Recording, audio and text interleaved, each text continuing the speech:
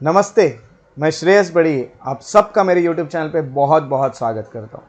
जैसे कि कल हमने एक वीडियो बनाया था जिसमें हमने ये देखा था कि यूपीएससी के सिलेबस में कौन कौन से टॉपिक्स दिए एथिक्स, इंटीग्रिटी और एप्टीट्यूड के।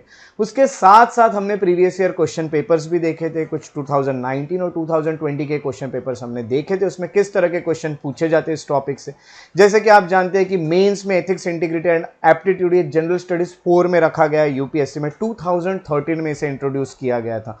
उसके पहले ये पेपर यूपीएससी में नहीं हुआ करता था। करप्शन बढ़ने लगा, अनएथिकल जो भी प्रैक्टिसेस है वो बढ़ने लगी, जो भी सिविल सर्वेंट्स है उनके बीच में। इसी के चलते आपको पहले से ट्रेन कर दिया जा रहा है कि आप एथिकली वर्क आगे जाके करने वाले हो तो आप एथिक्स क्या है इसे जान लो। आप किस तरह से केस स्टडीज करोगे, आगे जाके आप केस को किस तरह से सॉल्व करेंगे या किसी भी चीज़ पे कैसे डिसीजन लेंगे, आपके डिसीजन मेकिंग से लेके हर चीज़ में आपको ट्रेन किया जाता है through this subject that is ethics, integrity and aptitude. 250 marks का ये सब्जेक्ट है जैसे हमने कल देखा था। और उसके साथ साथ यूपीएससी के ऑफिशियल जो हम कहेंगे पेज है उसमें ऑफिशियल सिलेबस जो दिया था उसमें कौन कौन से टॉपिक है वो भी हमने स्टडी किए थे। अब ये बात अलग है कि वो जो टॉपिक्स के नाम हम जब पढ़ते तो हमें ये समझ नहीं आता है कि हम इसमें से कौन कौन से और टॉपिक्स निकलेंगे। सपोज एक कोई टॉपिक है, इसमें से 2-3 अलग अलग टॉपिक्स निकलते, तो ये 2-3 जो टॉपिक निकले ये कौन कौन से जिन्हें हमें स्टडी करना चाहिए ये हमें पता करना है। सो आज के इस वीडियो में हम ये जो टॉपिक्स हमने पढ़े उसको और ज़्यादा डायमेंशंस उसके ओपन करके उसमें और कौन कौन से टॉपिक इंक्लूड करके हमें पढ़ना चाहिए ये आज हम देखने वाले हैं। जैसे कि मैंने आपको बताया कि आप एथिक्स, इंटीग्रिटी एंड एप्टीट्यूड के लिए कोई रेफरेंस बुक भी यूज़ कर सकते हैं। बहुत सारे रेफरेंस बुक मार्केट में है। उसके साथ साथ आप जो टॉपिक्स है यूपीएससी में दिए हैं उसको आप गूगल सर्च करके भी आप उसे रीड कर सकते हो, उसे स्टडी कर सकते हैं और उसी टॉपिक से अपनी जो थिंकिंग है उसे डेवलप करके आप केस स्टडीज कर सकते हैं, केस को सॉल्व कर सकते हैं, केस स्टडीज को सॉल्व कर सकते हैं।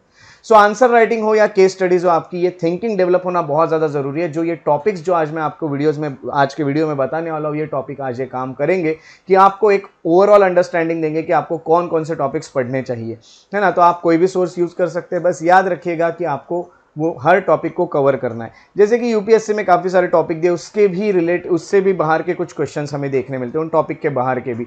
तो वो कौन से टॉपिक है कौन से नहीं, आप जो भी मैं आज टॉपिक बताऊंगा आपको, आप कोई भी बुक उस बुक में वो सर्च करके उसमें से आप वो टॉपिक पढ़ सकते हैं और आपकी जनरल स्टडीज़ 4 की जो प्रिपरेशन है उसे कंप्लीट कर सकते हैं। सो आइए हम आज देख लेते हैं कि वो टॉपिक्स किस तरह से स्टडी किए जाए और वो टॉपिक्स के अंदर भी और सब टॉपिक्स कौन कौन से आएंगे। सो चलिए टॉपिक्स देख लेते हैं हमें कौन कौन से पढ़ने चाहिए और ये जो टॉपिक्स है ये स्टडी करने के बाद आप स्कोर कर सकते हैं मैक्सिमम, ये मैं आपको सबसे पहले बता दूं।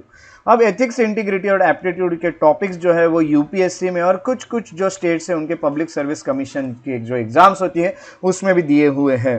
तो मैंने क्या किया है, सबसे पहले ये जो टॉपिक्स है, जितने भी हमें टॉपिक्स आगे देखने वाले हैं, मिलने वाले हैं, इन टॉपिक्स को मैंने डिवाइड कर लिया है कुछ यूनिट्स में। तो इन यूनिट्स को अगर हम स्टडी करेंगे अच्छे से तो ये देखिए कैसा है कि यूपीएससी में क्या हो गया है कि जो भी टॉपिक्स दिए हैं उसको डायरेक्टली वहाँ पे दे दिया गया है। डायरेक्टली देने के कारण वो ऑर्गेनाइज नहीं हो पा रहा है आपके माइंड में, आपके नोट्स में या आपके सिलेबस में, इसीलिए आपको वो स्टडी करना थोड़ा मुश्किल जाता है। अगर आप उसको इस तरह से कुछ यूनिट्स में बांट ले तो आप उसे इजीली स्टडी कर सकते हैं। तो आइए हम देख लेते हैं कि कौन कौन से यूनिट्स में मैंने इसे बांटा है और आप उसको स्टडी यूनिट वाइज भी कर सकते हैं। तो सबसे पहले जो पहला यूनिट आप स्टडी कर सकते हैं वो है ethics and human interface. Second unit आप पढ़ोगे ह्यूमन वैल्यूज।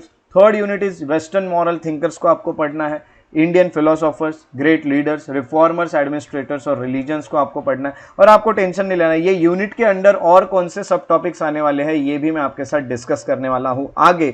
सो सबसे पहले यूनिट देख लेते हैं, फिर इसके अंदर जो हमें सब टॉपिक स्टडी करना है उसे भी हम देखेंगे। यूनिट 4 की बात करें तो एथिकल डिलेमास और रिजोल्यूशन, ये आपको पढ़ना है। यूनिट 5 में मैंने रखा है इमोशनल इंटेलिजेंस को। यूनिट 6 में आप पढ़ सकते हैं aptitude, foundational values for civil servants. Unit 7 में प्रोबिटी इन गवर्नमेंट आपको पढ़ना है। यूनिट 8 में चैलेंजेस ऑफ करप्शन। यूनिट 9 में एटीट्यूड। यूनिट 10 में कॉर्पोरेट गवर्नेंस। यूनिट 11 में ethical issues in international relations and funding. अब ये यूनिट है, अब इस यूनिट के अंडर आपको कौन कौन से सब टॉपिक्स पढ़ना है ये हम सबसे पहले देख लेते हैं। सो जैसे कि यूनिट वाइज टॉपिक्स हम डिटेल में अभी देखने वाले हैं। तो यूनिट वाइज टॉपिक अगर हम डिटेल में देखें तो सबसे पहले यूनिट 1 की अगर बात करें तो एथिक्स एंड ह्यूमन इंटरफेस, ये यूनिट 1 मैंने आपको बताया था। इसमें आपको कौन कौन से टॉपिक पढ़ना है, तो एथिक्स एंड फिलोसॉफी पढ़ना है सबसे पहले।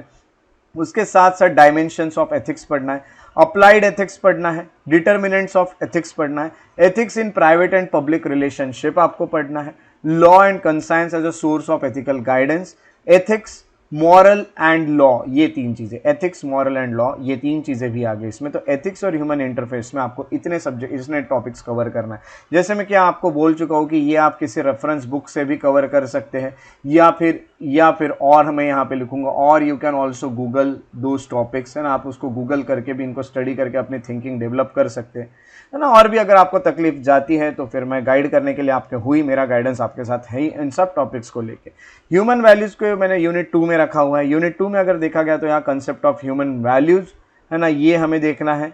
उसके साथ साथ role of family, society and educational institute, यानी अब यहाँ पे अगर हम देखें तो रोल ऑफ फैमिली क्या है, रोल ऑफ सोसाइटी क्या है, रोल ऑफ एजुकेशनल इंस्टीट्यूट्स क्या है, ये वैल्यूज देने में, ह्यूमन वैल्यूज देने में। तो आप जानते हैं कि फैमिली के भी बहुत बड़ा रोल है, सोसाइटी का बहुत बड़ा रोल है, एजुकेशनल इंस्टीट्यूट्स का बहुत बड़ा रोल है इन चीज़ों में, है ना। तो यही है कंसेप्ट ऑफ ह्यूमन वैल्यू पढ़ने के बाद आपको इन चीज़ों के रोल देखना है यूनिट 2 में।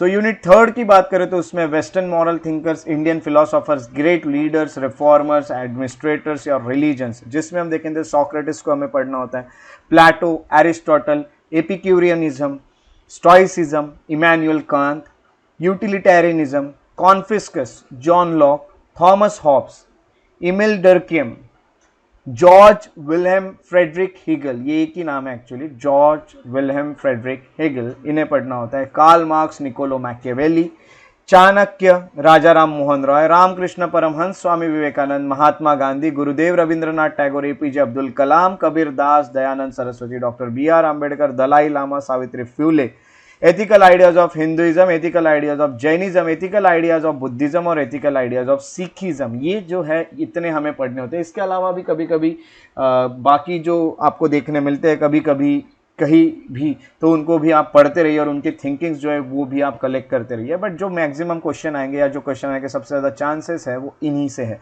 तो यूनिट 3 में आपको ये सब पढ़ना है। यूनिट 4 की तरफ अगर हम आते हैं तो मैंने जैसे कि कहा था एथिकल डिलेमाज एंड रिजोल्यूशन, वहाँ पे मैंने कहा था, तो इसमें आता है ethical dilemma, process of ethical decision making, ये सब हमें यहाँ पे पढ़ना होता है ना। तो एथिकल डिलेमास क्या होता है ये कंसेप्ट पढ़ लीजिएगा, और process of ethical decision making ये आपको पढ़ना है। उसके बाद यूनिट 5 की तरफ अगर हम आए तो इमोशनल इंटेलिजेंस की बात करते हैं, तो वहाँ पे अंडरस्टैंडिंग इमोशनल इंटेलिजेंस, यानी इमोशनल इंटेलिजेंस होता क्या ये हमें पढ़ना है। उसके अलावा different models of emotional intelligence हमें पढ़ना है, डेवलपिंग इमोशनल इंटेलिजेंस, ये तीन चीज़ें पढ़ना है हमें। अपना यहाँ पे किस तरह से डेवलप किया जाए इमोशनल इंटेलिजेंस, ये हमें यहाँ पढ़ना होता है। यूनिट 6 की बात करें तो aptitude, foundational values for civil servants, मैंने आपको बताया था, तो आपको इसमें पढ़ना क्या है, तो एप्टीट्यूड और एबिलिटी पढ़ना है, क्या है ये कंसेप्ट।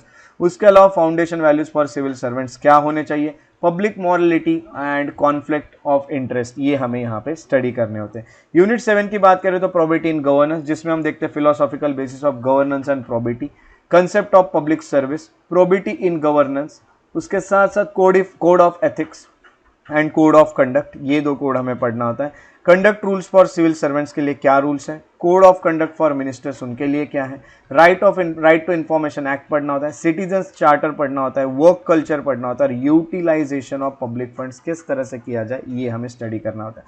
तो ये टॉपिक्स आ जाते हैं प्रोबेटी इन गवर्नेंस में। उसके बाद अगर हम आ गए तो चैलेंजेस ऑफ करप्शन हमें पढ़ना होता है। चैलेंजेस ऑफ करप्शन में अगर देखें तो करप्शन इन इंडिया में करप्शन को लेके क्या है क्या नहीं ये हमें पढ़ना है। एडमिनिस्ट्रेटिव स्ट्रक्चर क्या है करप्शन फाइट करने के लिए, जैसे कि सीबीआई एक बॉडी है, सीबीआई को हमें पढ़ना होता है, लोकपाल है, लोकपाल को हमें पढ़ना होता है, prevention of money laundering act PMLA, इसे हमें पढ़ना होगा। तो चैलेंजेस ऑफ करप्शन ये कुछ चीज़ें हमें पढ़ना है। इसके अलावा जो जो चीज़ें न्यूज़ में रहे उसे भी आप अच्छे से पढ़ते रहिएगा। उसके साथ मैं आपको बता दूं कि एटीट्यूड एक यहाँ पे हमें सिलेबस में देखने मिलता है, तो एटीट्यूड में हमें सबसे पहले देखना है कि फंक्शंस ऑफ एटीट्यूड क्या होते हैं। उसके अलावा political attitude, moral attitude, social influence और थ्योरी ऑफ परसुएशन, ये कुछ हमें टॉपिक इसमें कवर करना होता है जो कि है एटीट्यूड। 10th यूनिट जो है उसमें मैंने कॉर्पोरेट गवर्नेंस रखा है। कॉर्पोरेट गवर्नेंस में आप principles of corporate governance, corporate social responsibility, ये सब दो टॉपिक्स आप यहाँ पे कवर करेंगे।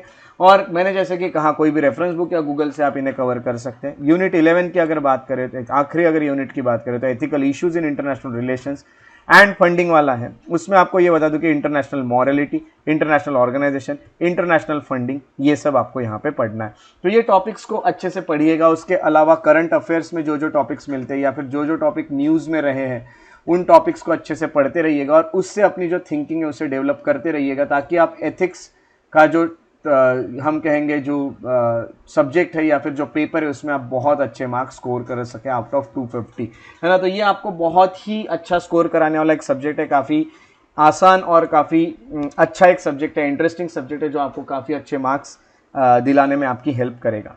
सो अब मैंने आपको 1 बाय 1 पूरे टॉपिक्स बता दिए जो कि आपको पढ़ने चाहिए। जैसे कि आपको वो टॉपिक्स की क्लैरिटी नहीं मिल रही थी, क्लैरिटी तब तक नहीं मिल रही थी जब तक आपने सिलेबस में देखे हुए टॉपिक्स पढ़ने की कोशिश की। बट आई थिंक अभी आपको जो भी मैंने टॉपिक्स बताए उसको आप रेफरेंस बुक से, कहीं भी गूगल के मटेरियल से या फिर मेरे गाइडेंस के साथ भी आप उन्हें कवर कर सकते हैं, आप उन्हें कंप्लीट कर सकते हैं।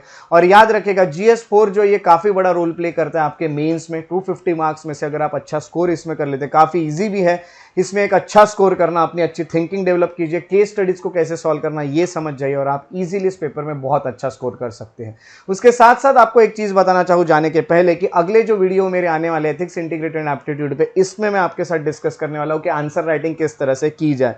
आंसर राइटिंग किस तरह से की जाए, क्योंकि आंसर राइटिंग इसमें बहुत बड़ा रोल प्ले करती है। और उसके साथ साथ अगर आप कोई ऑनलाइन क्लासेस अगर मेरे ज्वाइन करना चाहते हैं तो यहाँ पे डिस्क्रिप्शन में उसके बारे में डिटेल्स दिए हुए हैं। सो इसी तरह हम अगले वीडियो में मिलते रहेंगे। तब तक के लिए अपना ख्याल रखिए। Take care and have a good day.